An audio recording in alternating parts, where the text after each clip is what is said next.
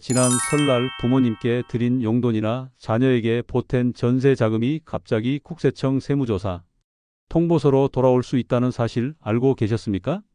이제 가족 간 돈 거래는 단순한 우리 집 일이 아니라 국가가 들여다보는 금융거래가 되었습니다. 안녕하세요. 저는 전국은행연합회에서 38년간 근무하고 이제는 은퇴한 황진목입니다. 올해 74이 된 제가 오늘 이 이야기를 꺼내는 이유는 최근 우리 가족이 겪은 놀라운 경험 때문입니다. 작년 여름 제 아들 현우가 첫 아이를 낳고 더 넓은 집으로 이사하고 싶다고 했습니다. 아버지로서 당연히 돕고 싶었죠. 그래서 제가 평생 노후를 위해 모아둔 적금에서 1억 2천만 원을 꺼내 그냥 보내줬습니다. 아버지, 정말 감사합니다. 이제 아이가 태어났으니 더 넓은 집으로 이사해야 할 것 같아요. 모아둔 적금에서 돈을 좀 보내마. 그런데 불과 석 달 후 아들에게 국세청에서 연락이 왔습니다. 자금 출처 소명 요구라는 공문이었죠. 결국 제대로 된 증빙 자료와 사전 신고가 없다는 이유로 거의 4천만 원에 가까운 증여세를 추가로 내야 했습니다. 아버지, 큰일 났어요. 국세청에서 연락이 왔어요. 자금 출처 소명하라고요. 뭐라고? 그냥 도와준 건데 왜 그런 거지? 물론 저희 가족만 겪은 일이 아닙니다.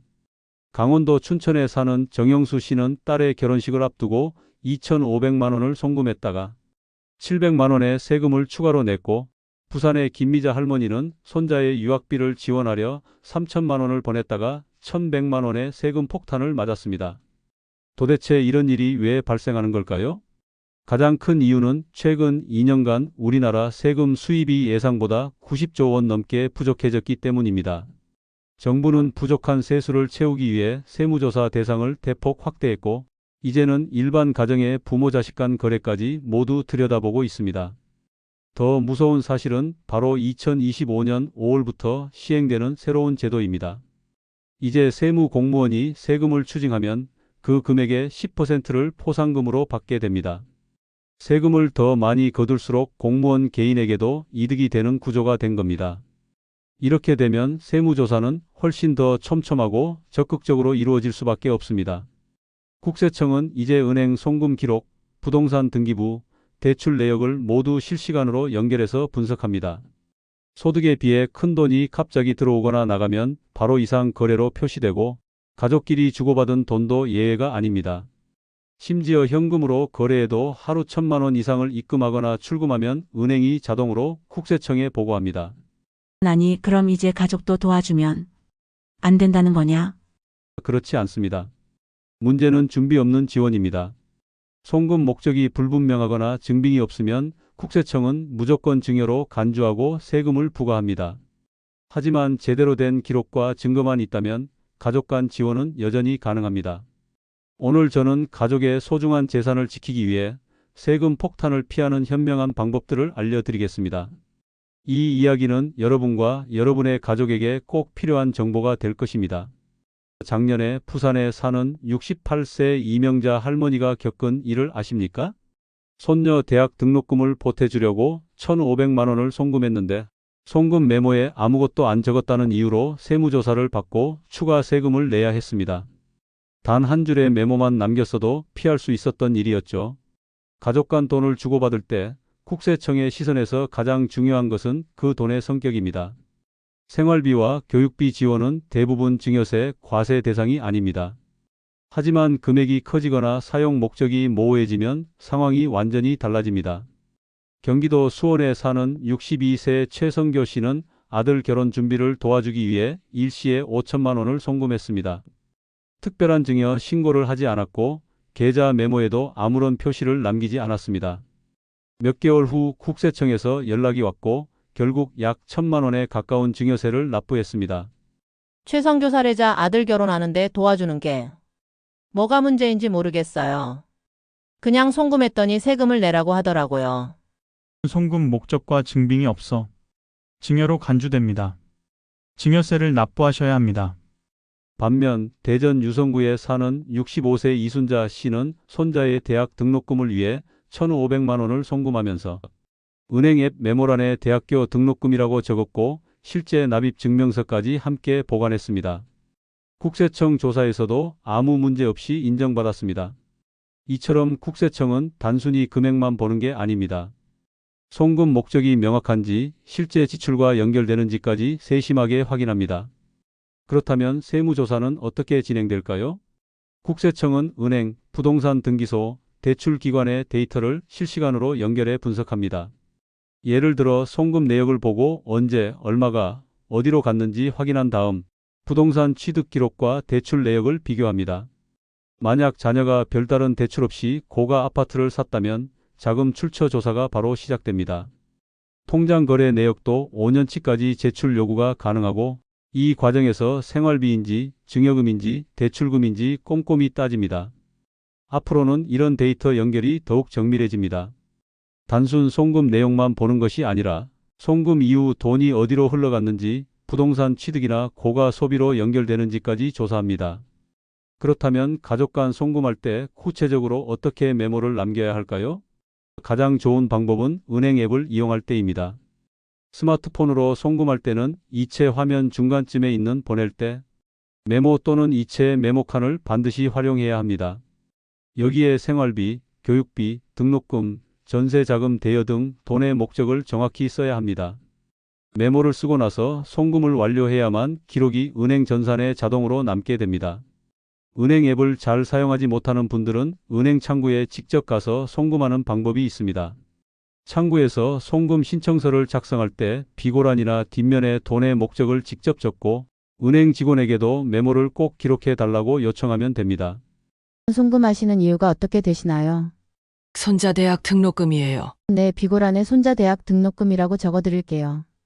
ATM 기기를 이용할 때는 주의가 필요합니다. 일부 최신 ATM에는 메모를 입력할 수 있는 칸이 있지만 대부분은 메모 입력란이 없거나 사용 방법이 복잡합니다. 따라서 가능하면 ATM 송금은 피하고 창구나 앱을 이용하는 것이 안전합니다. 만약 이미 송금을 했는데 메모를 남기지 못했다면 송금 직후 별도의 증빙 자료를 만들어 두는 것이 좋습니다. 문자나 메신저로 오늘 생활비로 100만 원 송금했어라고 주고받은 메시지를 저장해 두거나 입금 내역 화면을 캡처해서 생활비 송금이라는 주석을 달아 파일로 보관하는 방법입니다.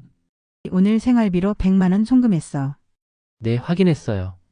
생활비 잘 쓰겠습니다. 감사합니다. 이런 작은 습관 하나가 가족을 지키고 억울한 세금 문제를 예방하는 데 큰 도움이 됩니다. 서울 서대문구에 사는 이준석 씨의 사례를 보세요. 그는 아들의 전세 자금으로 2억 원을 지원했습니다. 단순 송금이 아니라 정식 차용증을 작성하고 상환 계획을 문서화했죠. 세무조사가 들어왔을 때도 차용증과 상환 내역을 제출해 증여세 없이 무사히 넘어갔습니다. 이게 바로 준비된 부모와 준비 없는 부모의 차이입니다. 가족 간에 큰 금액을 주고받아야 할 때 증여세를 피할 수 있는 가장 확실한 방법은 차용증을 활용하는 것입니다. 차용증은 돈을 주는 것이 아니라 빌리는 것이라고 명확히 기록으로 남기는 절차입니다. 부모가 자녀에게 아무 설명 없이 돈을 송금하면 국세청은 당연히 증여로 의심합니다. 하지만 차용증을 작성해 빌려준 돈임을 명확히 하면 금전 거래로 인정받을 수 있습니다. 저는 아들 전세 자금으로 2억 원을 지원할 때 이렇게 했어요. 아버지, 이렇게 많은 돈을 어떻게 갚아야 할지. 걱정 마. 우리 차용증을 작성하고 상환 계획도 세워두자. 만약을 대비해서야.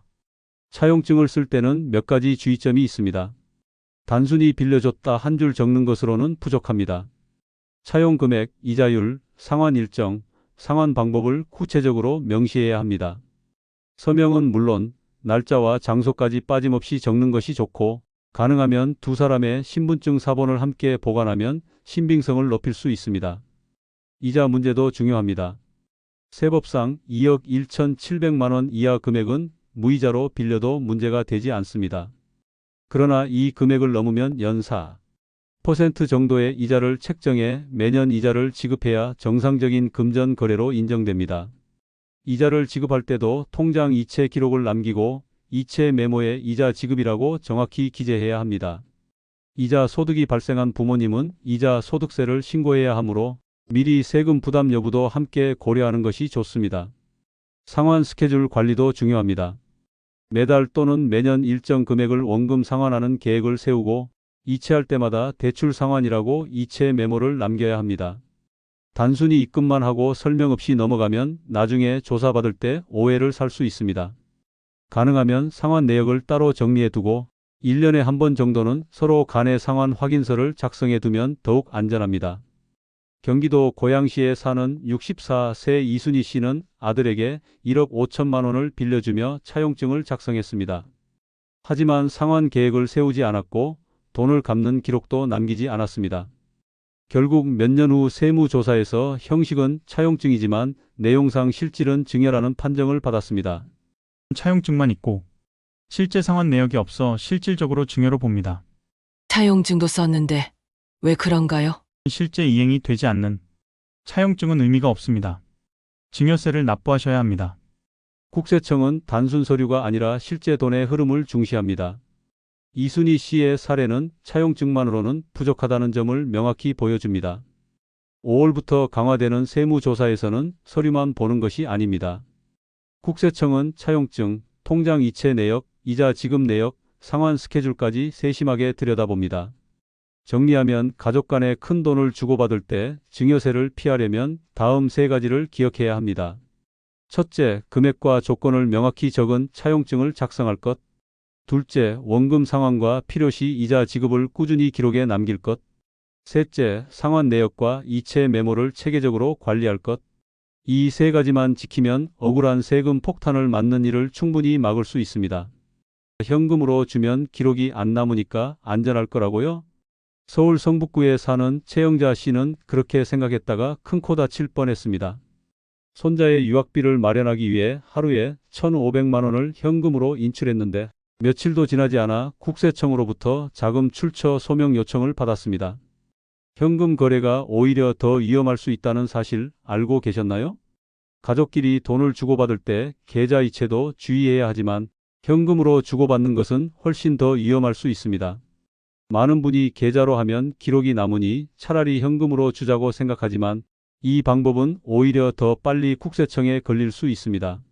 은행에 가서 1,500만 원을 현금으로 인출했는데 국세청에서 연락이 왔어요. 기록이 안 남을 줄 알았는데 고액 현금 거래는 자동으로 보고됩니다. 자금 출처를 소명해 주셔야 합니다. 이유는 간단합니다.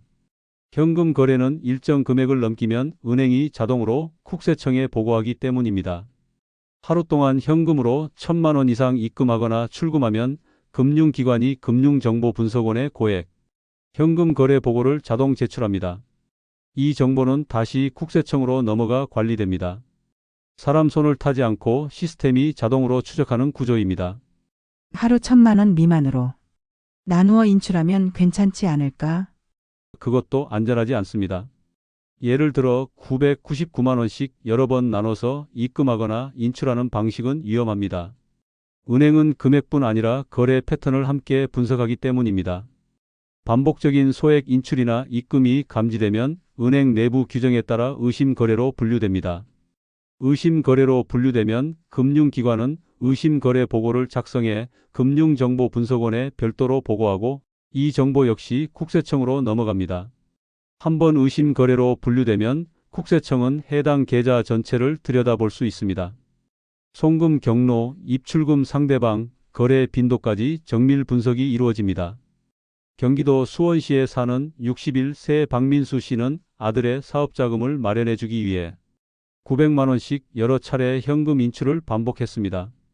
그러나 은행 전산망에 의해 거래 패턴이 이상하다고 판단되었고 금융기관이 의심 거래 보고를 접수했습니다.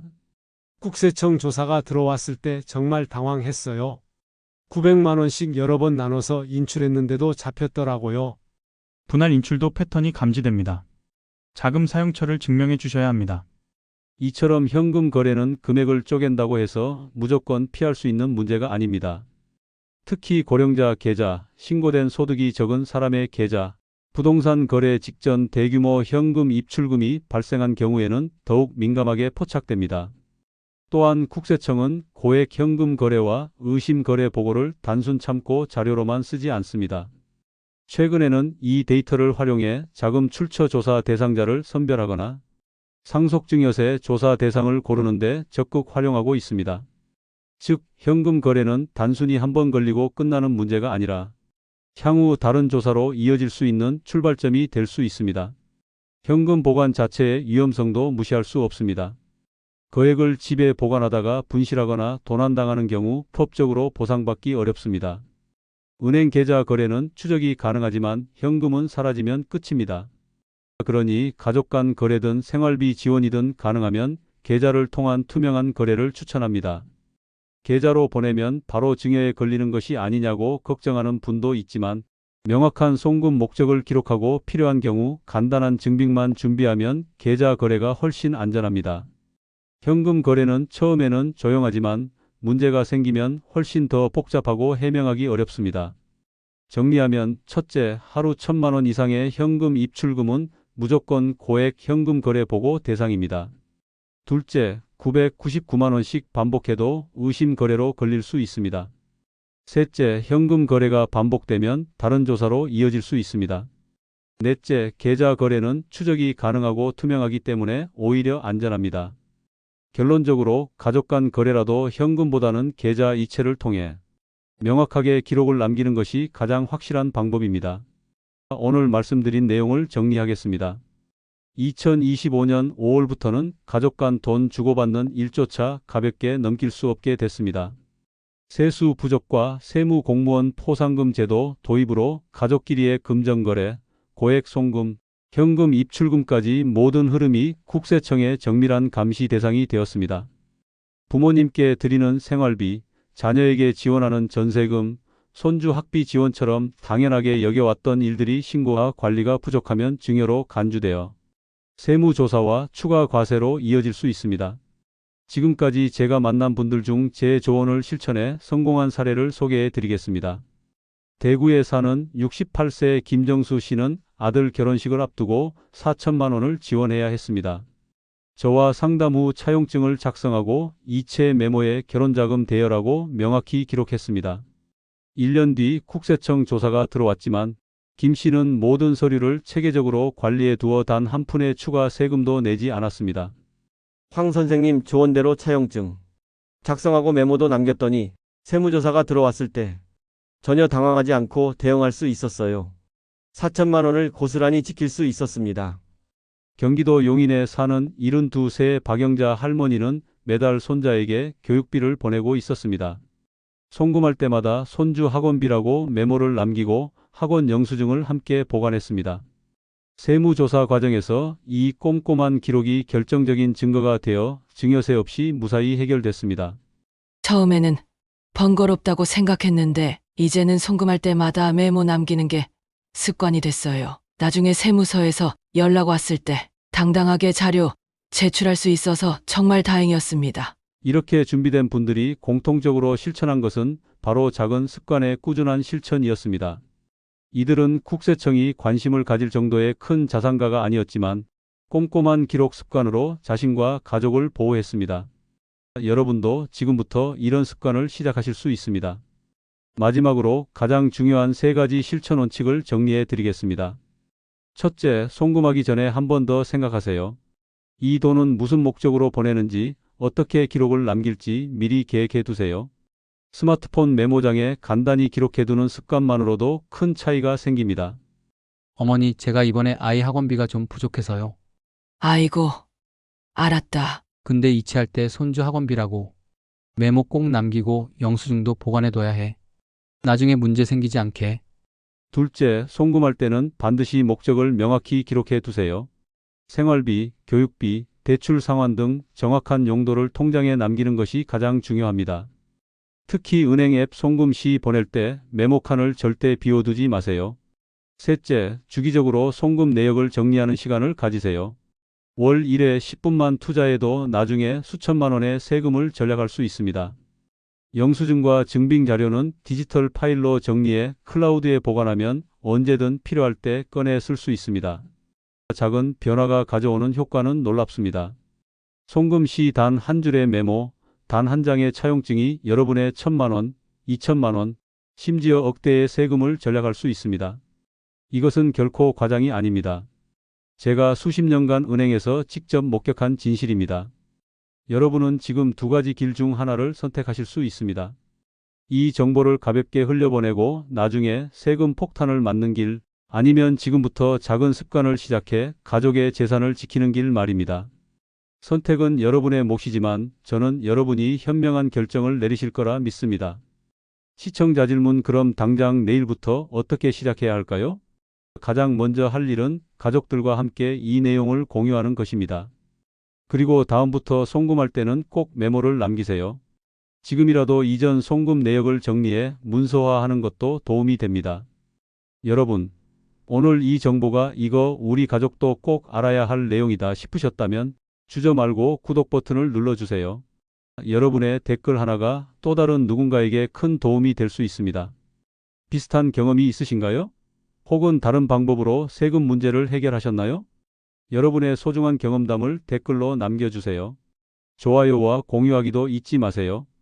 여러분의 작은 행동이 다른 분들의 소중한 재산을 지키는 데 큰 힘이 됩니다. 세상은 빠르게 변하고 있지만 변하지 않는 한 가지가 있습니다. 바로 준비된 사람만이 자신과 가족을 지킬 수 있다는 사실입니다. 지금 작은 습관으로 시작하세요. 여러분의 미래가 달라질 것입니다. 다음 시간에 더 유익한 정보로 찾아뵙겠습니다. 감사합니다.